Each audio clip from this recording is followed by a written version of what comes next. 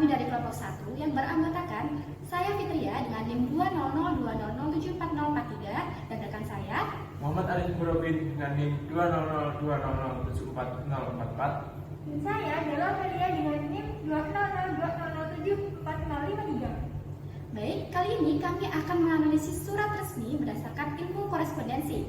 Nah, surat yang akan kami analisis di sini ada dua. Yang pertama yaitu surat yang berasal dari RT, dan yang kedua surat yang berasal dari instansi. Dalam hal ini surat dari Universitas Negeri Surabaya. Mau tahu kelanjutannya? Yuk simak videonya sampai selesai. Yang pertama, surat dari RT. Surat ini berjenis surat pengantar. Sudah ada yang tahu belum surat pengantar itu apa? Belum ya? Baiklah, surat pengantar adalah surat yang dibuat untuk memberitahukan kepada pihak yang dituju bahwa hal yang ingin dilakukan oleh si pembawa surat telah diketahui dan atas izin seseorang yang bertanggung jawab. Nah, bagian dari surat pengantar ini ada tiga. Yang pertama yaitu kepala surat. Kepala surat di sini berisi keterangan RT dan RW atau kelurahan yang mengeluarkan surat. Berikutnya ada judul dan juga nomor surat. Bagian yang kedua yaitu badan surat. Badan surat di sini berisi tentang identitas orang yang bersangkutan seperti nama lengkap, alamat, jenis kelamin dan sebagainya, serta ada keterangan keperluan dari surat pengantar ini untuk apa.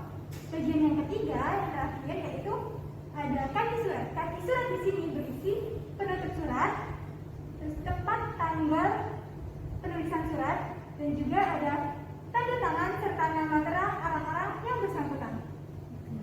Oh iya, surat pengantar memiliki kegunaan untuk meyakinkan lembaga atau instansi yang dituju bahwa pembawa surat tersebut adalah resmi dan dapat dipertanggungjawabkan.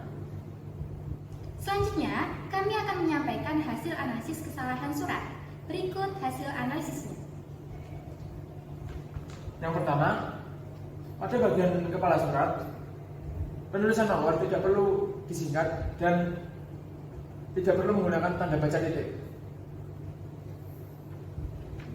Lalu yang kedua, pada bagian badan surat, pada kalimat yang bertanda tangan di bawah ini menerangkan, lalu ada tanda baca titik 2, seharusnya tidak perlu dipisah, jadi harus digabung.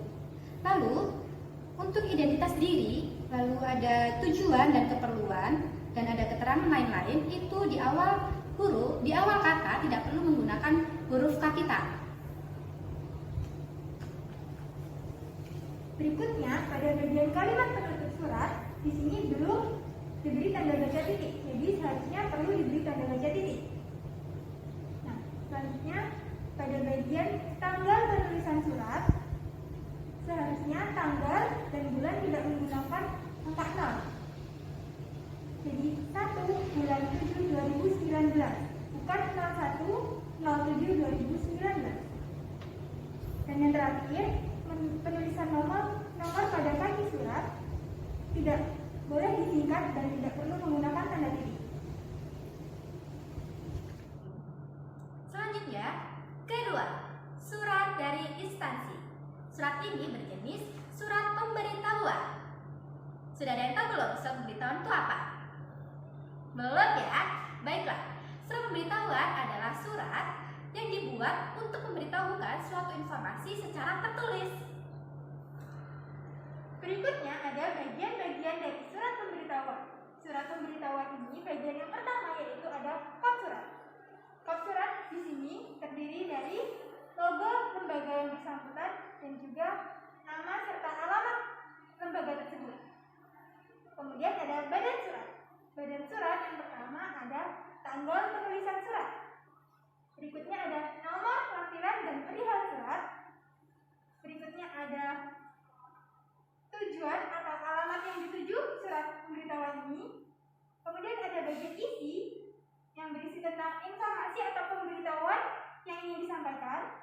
Dan kemudian ada penutup dari surat pemberitahuan yang berisi ucapan terima kasih. Dan yang terakhir ada kaki surat.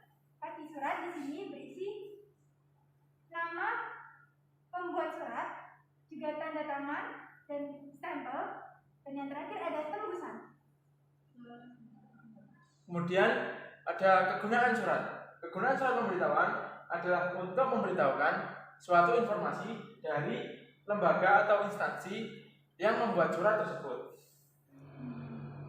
Berikutnya, kami akan menyampaikan hasil analisis kesalahan surat pemberitahuan ini. Kesalahan yang pertama terdapat pada kop surat. Di sini, kata jalan seharusnya tidak boleh disingkat menjadi JL, tetapi ditulis lengkap jalan. Kesalahan yang berikutnya, tanda titik 2 pada setelah kata telepon dan faksimil seharusnya tidak perlu menggunakan spasi. Kesalahan yang ketiga, nomor telepon dan faksimil seharusnya tidak diberi tanda pisah, tapi diberi tanda kurung untuk menunjukkan kode wilayah. Kemudian penulisan email seharusnya ditulis menggunakan huruf kapital dan dicetak miring. Untuk pemisah antara telepon dan faksimil, juga laman dan email, itu seharusnya menggunakan titik koma, bukan tanda koma. Selanjutnya, pada bagian badan surat. Pada bagian lampiran, seharusnya ditulis menggunakan huruf kapital pada kata awal, pada tulisan 1. Lalu selanjutnya, pada bagian perihal, seharusnya ditulis menggunakan huruf kapital pada kata pertama. Selanjutnya, kata maintenance seharusnya dicetak miring karena merupakan bahasa asing yang berarti pemeliharaan. Lalu selanjutnya, kata optimalisasi merupakan kata tidak baku sehingga kata ini diganti pengoptimalan.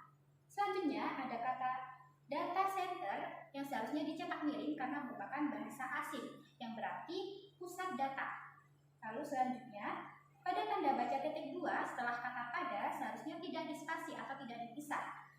Lalu selanjutnya pada kata hari, tanggal, pukul itu tidak menggunakan huruf kapital di awal kata. Lalu selanjutnya pada kata kerjasama seharusnya dipisah. Selanjutnya, pada bagian tembusan tidak diperkenankan menggunakan tanda baca titik, tetapi menggunakan tanda baca titik 2. Baik, itulah hasil analisis surat resmi berdasarkan ilmu korespondensi. Sekian dari kami, mohon maaf apabila ada kesalahan. Pergi keluar tidak pamitan. Cakep. Pulang-pulang sudah malam. Cakep. Terima kasih kami haturkan. Cakep. Dari hati Yang yang terdalam. Sampai jumpa. Assalamualaikum warahmatullahi wabarakatuh.